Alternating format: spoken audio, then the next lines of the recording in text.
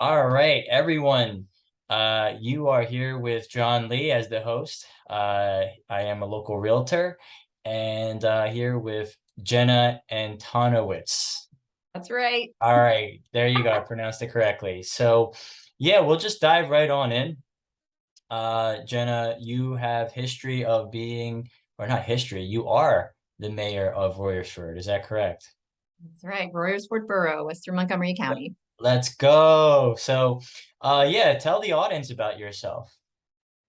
Well, I'm the first female mayor of Royersford in almost 150 years, which is Okay. exciting. And it is a very public service job, mostly volunteer, but I get to do a lot of fun things with our first responders and community events and promoting small businesses, things like that.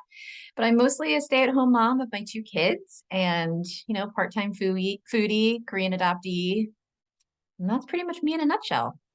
Oh man, I think it gets deeper than that, right? So, I was actually really excited to interview you just because of you being, an adoptee, but also having so much pride in who you are as a person. Obviously, you are Korean, right? Mhm. Adopted from Korea. So let's talk a little bit about that. So, like your history, right? From all the way, I guess, from the time you were born all the way till now, how did you get to America? I was adopted when I was a year old, just a year. I arrived at JFK. And so that is a lot of my life. That's where I thought my story began. When you're adopted, you're not quite sure some of the history behind the paperwork. And a lot of my history said that it was just unknown birthplace, parents, all of that good stuff. And my parents, who I consider my parents, raised and loved me. And so I was just a typical kid, typical teenager, with just a origin story on the side that I never really thought to explore until recently. So it was a lot of unraveling. It really was the Pandora's box, as they say, of opening something, asking a question, learning a little something, which brings on another question, and just finding lots of multidimensional topics and people to talk to. So I did a lot of listening over the past year and was able to go to Korea this past summer. And long story long, I met some of my birth family. So I met my birth father, a half sister, a lot of aunts and uncles, and I've got a bunch of cousins over there that I've met online. Hopefully, we'll meet in person in the future. So it's been quite a journey. Yeah, so how did that happen? How did you get to actually meet your birth parents? Like you briefly mentioned that you had a hard time even knowing who they were. So how did you obtain all that information? How did you get a ticket to go over there and actually meet them? There were a couple overlapping things happening. There is a formal search process that you can go through. Every adoption agency is different, but there's paperwork and, affidavits you have to sign and all the things. And I would not have considered myself even going on a birth search. I mean, this is a really serious thing that people take very seriously. Some Right, people never decide to go on a birth search, and that's totally cool. I was really just trying to get my files because I knew I was going on a tour called the Me in Korea Mosaic Tour. right. Wonderful program specifically designed for adult adoptees from Korea to go over, do some cultural immersion, do some historical things, see the country, eat the food, but also have some meaningful time in a place that is quite frankly really meaningful to us. Right. So I knew I was going on that tour, and that's why I wanted to get my paperwork. But through the process of requesting my paperwork, lo and behold, they found Oh, something. It that's so just so awesome. happened that I was already going, so they helped. The folks in the tour helped to arrange with the Korean side of my adoption agency to arrange a translator and a meeting and all the things. So it was pretty special. Okay. So now you are a mayor, right? The first mayor, female mayor of Royersford, as you mentioned, in 150 years, right? Almost. Yeah. So tell me, like, how did you even get into into the political point of power? Well, mostly it had to do with service and wanting to get involved. I had no plans to get into politics whatsoever. I still don't like to say that that's what I'm doing because it's as soon as you get a little bit deeper into actually getting involved in some of the local party stuff, it it just spirals quickly. And I see my role, especially in local government and all the people I serve with on council. We're fixing roads, we're helping our parks, we're planning events, we're getting grants to, help the infrastructure of our town. We're trying to get businesses in. We're supporting our local nonprofits. I mean, those are the types of things we're doing. It should be a completely nonpartisan thing, which, quite frankly, all government should be. So that's what I was really wanting to do. And I was staying home with my son after, being a workforce for 10 plus years Right. and missed, getting my hands dirty and being involved. And so I went out for a Parks and Recreation position, actually. If I could do this, I could be Leslie Knope and, plan an Easter egg hunt and do activities for the kids. And so I went to interview, quote unquote, for the position. And I met a couple people on council who then asked me if I wanted to run on their ticket to be mayor. And I said, Wow. yes. And Wow. that's pretty much how it went. Wow, that's awesome. I mean, it really just shows that a lot of the passions that you had really translated into something that is very influential, and it's also very encouraging. Thank you. Yeah, this is the occupational hazard of being home with a child and trying to It's okay. um just had to turn the TV back on for my kid. Yeah, So go ahead. it's actually a pretty good fit as it turns out. All the things that I love to do, I get to do in this position. I mean, the only thing is it like doesn't pay anything. If it did, I think I would do it forever. Right. But it's allowed me to have a lot of excellent connections, so many great experiences. I like to follow the relationships and see where they take me. And with a small town and a really good-willed effort on the part of everyone who lives and works and plays and worships here, it's been a phenomenal experience. Everyone is gracious. Everyone wants to pitch in. We've seen the town and the world, but certain individuals and families and community members go through some difficult times. Everyone always steps up to help them. It's everything that, again, a larger community in a city, the country, and the world should be, but we can have it in a tiny town and start here. And I always say that, it begins with neighbors. If we can do it here, we can do it everywhere. If we can't do it here, we got some work to do. Yeah. So that's how I try to lead and try to pull in other folks to have that kind of attitude. And really it's very easy because everybody sort of wants to help out and be with each other in that positive way. So it's been Okay. really positive. Yeah, and have you always had that serving heart, like for the community? Like where did this all drive from? Uh, I think I've always had an achiever spirit, and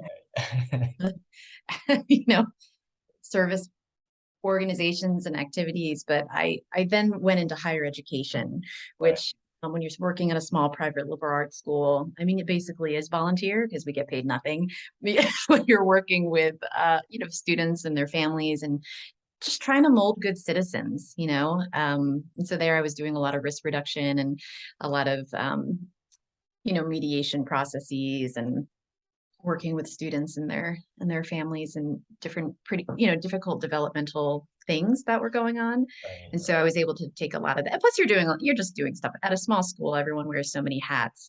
And so just really picking and choosing the things that I like to do after I left that environment. And it all kind of boiled down to this. And what I want to say is that there is a crazy statistic. Women have to be asked, I don't remember how many more times, but a lot more times than men to step up and get involved. And so fortunately, they only had asked me once, and I just was at a place in my life that I could say yes. Politics seems really mystifying, I think, because you have to go through, it's not something that a lot of people think that they can see themselves in because there's this, like, there's a process you have to go through to get petitions and all that other stuff. But really, it's very easy. You can Google it. It's all on the county website, Right. and there's people who have done it before you who can help. And so I would say if anyone is interested in giving back to the community, or you see something that your skill set could be, helpful in, they should really look into it because I think, quite honestly, not enough people realize that it's attainable and applicable to them until someone points it out to them. And if that ever happens, you'll never know if you are interested. So I would say if you're even thinking about it, folks should get involved. That's awesome. That's really encouraging. I think sometimes, even for someone like now, granted, for someone like me, I'm not even close to your scale, but like I got into teaching kids at my Mhm. Sunday school. It was like Sure. things where I was almost forced to do it because I came into a classroom where the teachers were there. And then I clearly remember what happened. The person who ran the program, she like shut the door and was like, well, you're officially now a teacher. That was 10 years ago. So like I think sometimes some people need that kind of like push, right? Mhm. And some people like you are just suited to just go out there and get it. And that's really encouraging, especially oh my gosh, she's so cute. Say hi, Lucy. Hi, Lucy. Oh, No, you don't want to say hi. Keep interrupting us. So if you come over it's again, you're okay. It's okay. gonna. But yeah, like I think it's so encouraging to hear that from you, and even for our audience, hearing someone from like as I mentioned before, your power, and that's very, very, very influential. So thank you. And also for our audience, how did we meet? So I have my answer. I'm sure you have yours, right? Okay, hold on one second, Lucy. I think we did meet at the Greater Philadelphia Korean Association Right, Korea and Philly Day. right, But I have to tell you, I mean, the Korean American community has been so gracious and welcoming. And there's a few different organizations I've been able to adjacently be a part of and go to events and things. And everyone, it's just been really awesome to have. Okay, honey, thank you. Please go eat your lollipop. I'm very sorry. it's okay. Everyone thinks This it's this very, this is very what romantic. And this is what makes these interviews awesome. It's it's one shot, we only got one take and it's raw and it's real. So everyone's like, wow, you get to be mayor. What do you do all day? This is it. This is really it. Just in yeah, case you were wondering. What was I even saying? Oh yeah, so we met there, I believe, and it's been such an incredible community to be a part of. I had a AAPI vigil in the spring of 2021, and like 30 elders from the Korean American Association of Greater Philadelphia came in a church bus, little white church bus. They pulled up, they walked down the hill, and they were all there just to be supportive of me. And that was probably one of the single most powerful moments of my life, being surrounded by a group of our elders in a community that until recently I hadn't really seen myself a part of, which is a strange thing when you grow up in a white family as an ethnically Korean person. That's a topic for a totally different time. right. But this community is fantastic. And I keep finding new pockets and new communities the longer I'm in this job Yeah, to hang with. So it's been really rewarding. and it's so encouraging because when I saw you on stage, because you were obviously going up on stage, I was asking around like, who the hell is that? And they're like, yo, that's the mayor of Royersford. I was like, we have a Korean mayor? I was like, that's awesome. So I immediately had to know who you were. And just for our audience, I legitimately just like Facebook stalked you and I was like, hey, we got to do an interview. And you just for our audience to know like how gracious you are, like you were nice enough to say yes. So thank you so Oh, it's my pleasure. I mean, so many people much. have said yes to me, Right, and again, that's really what the world is all about. The world is run on relationships. right, And, if we can't take a chance on each other, then, what are we doing here? I wanted to say something based on something you said earlier, which is not just in the realm of politics, but I think it's all of our responsibilities to take folks under our wing. And when you have a little more life experience than somebody else, and they're not seeing in themselves something really powerful or a skill set that they just are not identifying yet because they're still in the cobwebs of their brain, right?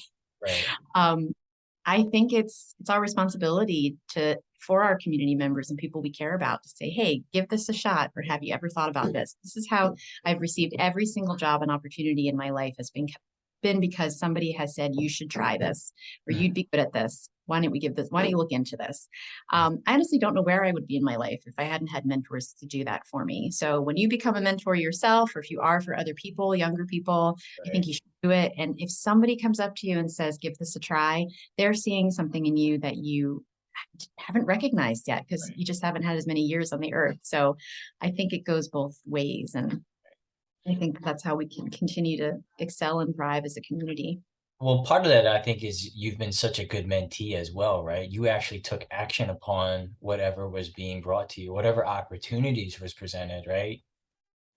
Sure, I guess that's true. Yeah, You you have have to to be give yourself a open-minded. little bit of credit here. Like as You you have to have some mentioned, trust. yeah, Yeah, you I should, appreciate that. Yeah, yeah. Because even for me, like I do get inquiries like from people randomly asking, hey, like can I get into real estate? And one thing that a lot of people have to consider is like we value our time, right? I'm sure you as a mom, you have a lot of like things that you need to do. And a lot of time it's like, well, people ask for these things, like what are they going to do to actually take action upon what they're learning? And that's like the biggest indicator for people to generate success. It's Yeah. true. But yeah, next question. What is a common myth about your job or field of expertise? Common myth. Yeah. I think a lot of people do think that I get paid. I've been asked, do you have an assistant? I'm like, yeah, she's great. She's great. My assistant is fantastic. She writes all my speeches for me. She keeps my schedule. She does my social media. I'd hire her in a second. I've been asked, do you get a car? Like, do I get a car? I don't get a car. Gosh. I think if I was in the borough and I called our police department, they'd come pick me up. Our Now, fire do department. certain mayors get those kinds of benefits, like in Oh, different sure. boroughs? Like the mayor of Philadelphia, Yeah. gets a Yeah. salary car. Just a little civics lesson for you. There's almost 1,000 mayors in the Commonwealth of Pennsylvania. There's all these little boroughs. It's just a tiny government structure that got set up with the, hi, honey. Yes, thank you very much for this lollipop stick. And so each of these tiny municipalities has a tiny government structure that operates in and of itself under the county, under the Commonwealth. And so as a result, you have 1,000 mayors from towns that are 600 people, literally, probably even smaller, some in central Pennsylvania. And Conshohocken is like 10,000. I think Lansdale's 12,000. And then you have your cities, Harrisburg, Allentown, and, obviously Philadelphia and Pittsburgh, who have a slightly bigger.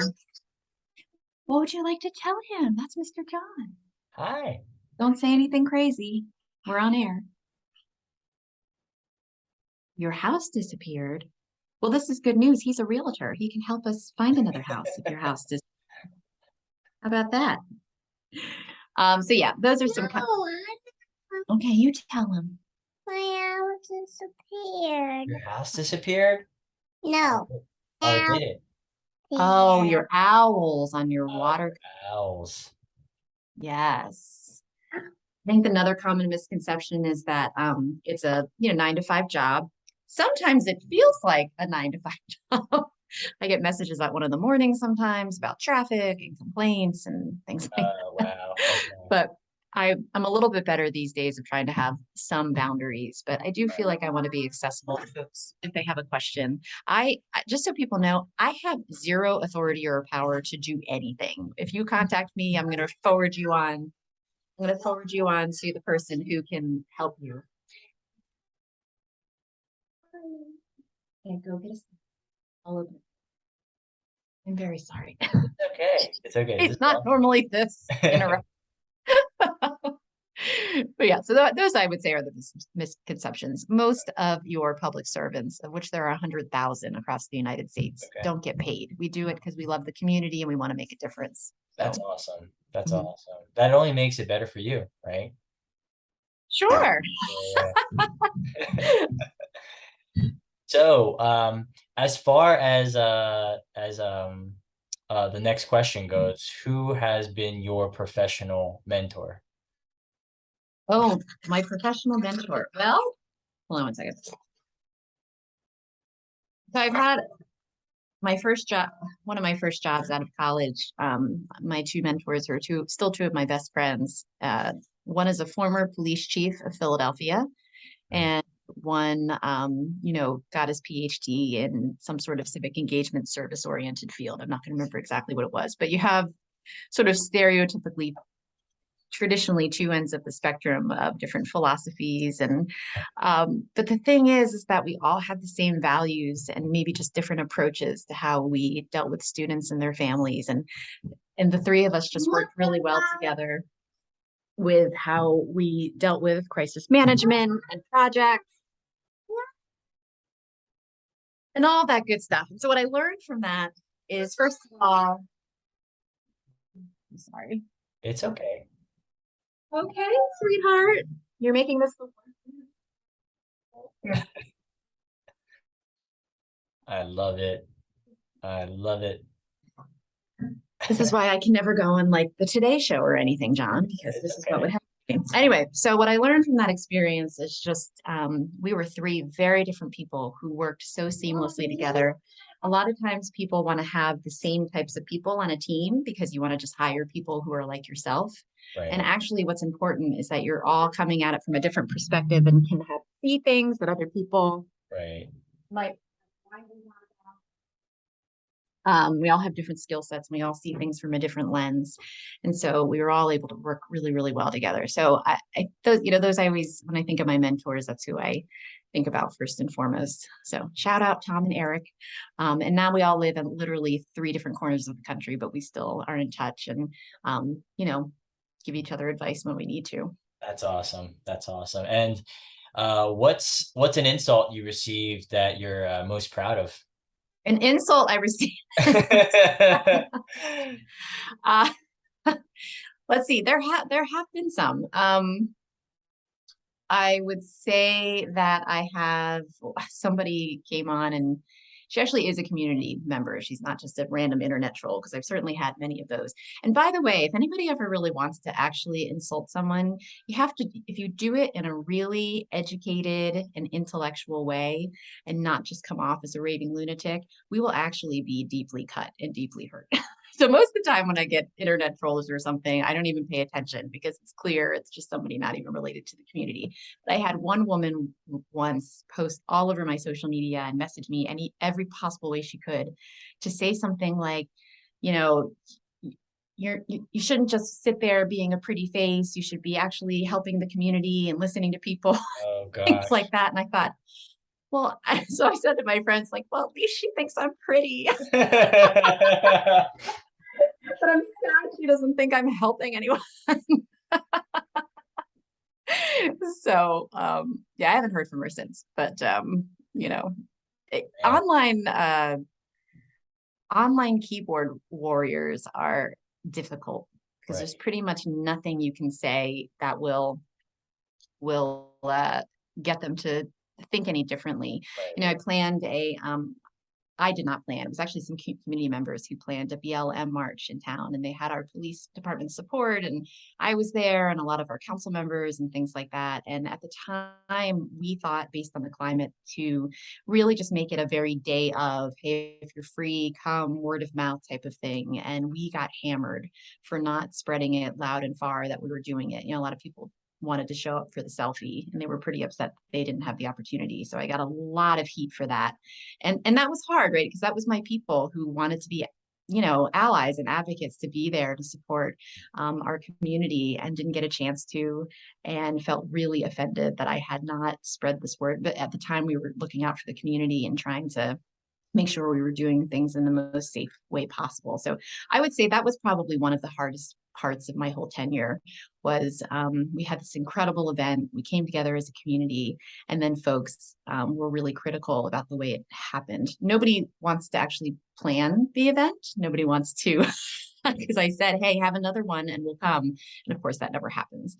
So that's those are the hardest parts of the job. I've got a couple friends who, like, quite honestly, they're in charge of planning like all of the events in town, and then they work hours, not getting paid, and spending time away from their families and right. having meetings, and then there's criticisms about something that you know other folks could easily step in and help with. So I think those are the most difficult parts of being in any job people, and there's a really famous quote who, of course, I'm going to forget who said it, but just basically like, if you're not in the arena, you shouldn't have a say and don't listen to people who are not in your arena because their opinions should go right past you because you know that they don't know what's really going on. And Right. if they wanted to get involved and be involved, then they would, but then they'd be in your arena. So then you could listen to them. Right. No, I'm with you there, Jenna. So like I keep referring to church because that's kind of like the closest community I have. And Mm-hmm. me being a deacon of the church, there are certain things that I do want to voice. And I always think to myself, like, okay, if I'm gonna voice this like matter of opinion, like, am I gonna be the first person to actually take action upon it? you Yeah, know? that's So you true. have to actually be very careful. Like I'm saying this from the perspective of a person, I guess that sounds like, they might be complaining or whatever. So like when I think of those kinds of things, I'm thinking like, oh, okay, if I'm gonna voice a certain kind of concern or address some kind of issue, I have to be the first person to actually like be part of the solution, right? 100%. Yeah. So so So I would say you've got a really good philosophy and attitude about it. So yeah, I wish everyone would do the same thing. I'm not perfect. None of us are, John. Yeah, yeah, None of us not are. perfect. But I mean, what are some suggestions? So let's kind of go down that alley a little bit. So what are some suggestions you might have for people who want to voice their opinion on political matters? So instead of being uh just a voice, like how can we actually be a solution? Well, first of all, everybody needs to vote. I know that sounds really silly, but I would say prior to getting into local politics, I pretty much voted at every November, kinda. Yeah. Definitely never voted in any primaries. I just didn't think it mattered to me personally. But your local politics matter so much. We're the ones helping you decide what to do with your local tax dollars, who's going to pick up your trash, what's going to happen to your playgrounds, if anybody's going to ever fix that light bulb. The president does not decide any of that. And so, yes, that's very important in our state representatives and state senators, folks that are local to you, you can easily get to know.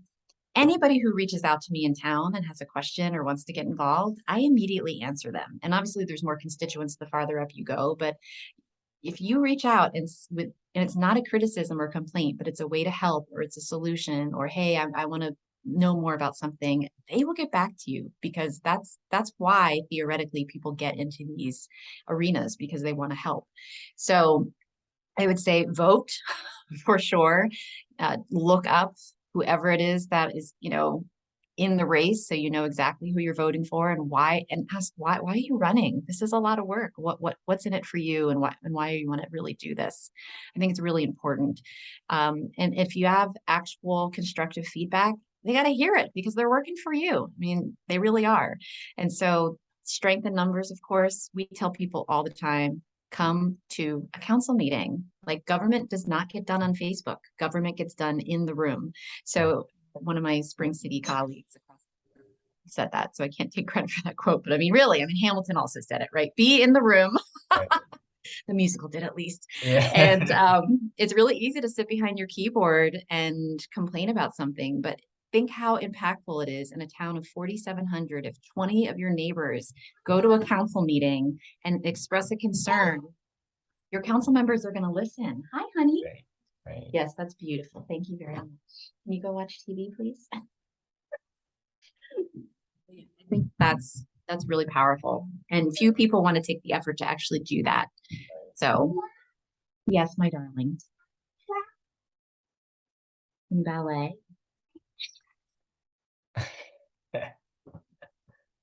She's so cute. Oh my Well, God. I'm glad you think so. Thank Yeah. you. So, what was I going to get to? Uh, so all of what you're saying can be applied to uh on any level, right? On a local level, on a national level, on even like for me, like a church, right? A small Mhm. organization, right?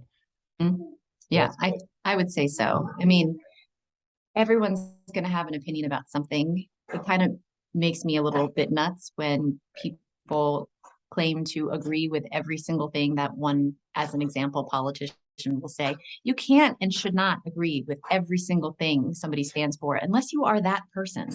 I right. just think that's nuts. I mean, there's policy changes and policy opinions about all kinds of matters that hopefully you pick the candidate that most aligns with your values. Um, but yeah, if you have something that you want to say, saying it respectfully and saying it, doing your research first and seeing if you actually know the whole story, that's important. But then if enough people agree with you to really voice your opinion and get together, strength in numbers, I think it's really important to do it in a respectful, obviously peaceful way to get the attention of folks who do have the authority to make changes. And again, I think that does obviously apply at every level. So it sounds like the approach would be one being tactful, being informative, and also just being respectful, right? And And informed as right, well as informative. Yeah. being informed, right? Okay. So, what is your community looking for to make your job easier, right? So I know a common answer would be, funding. But if you could fill a specific role, make a purchase, an acquisition, what is one thing you would need help with in Royersford? Well, I think our community does a great job at supporting our restaurants, supporting our shops, making sure that our churches are, getting the support that they need. Our first responders are top notch. Our fire, EMS, emergency management, police, we just have some really great first responders. I do a couple things every year where it's, hey, let's show some love to our police department. Maybe we can bring them some food. Maybe we can bring them some tchotchkes just to say thank you, like a law enforcement appreciation day. For the first time, I did something similar for our fire and EMS last year, and people were just thrilled. They were thrilled to say thank you. Our fire department is completely unpaid.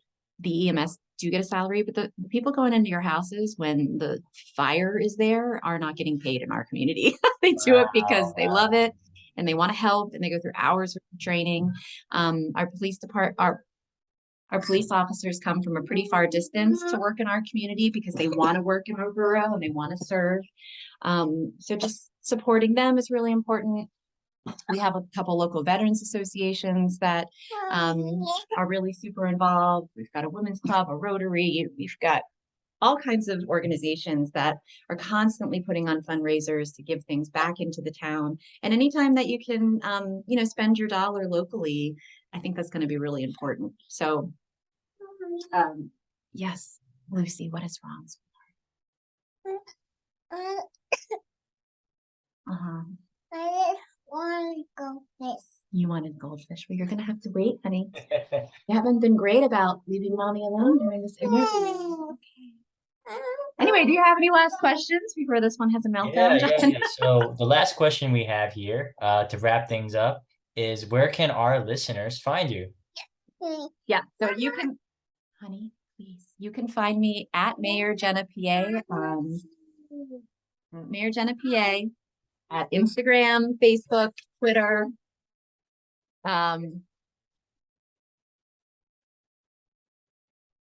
You can always find me you can always email me at Jenna4Royersford@gmail.com, all spelled out, Jenna4Royersford. All right. And I'll make sure I put everything in the description on the links below. Great.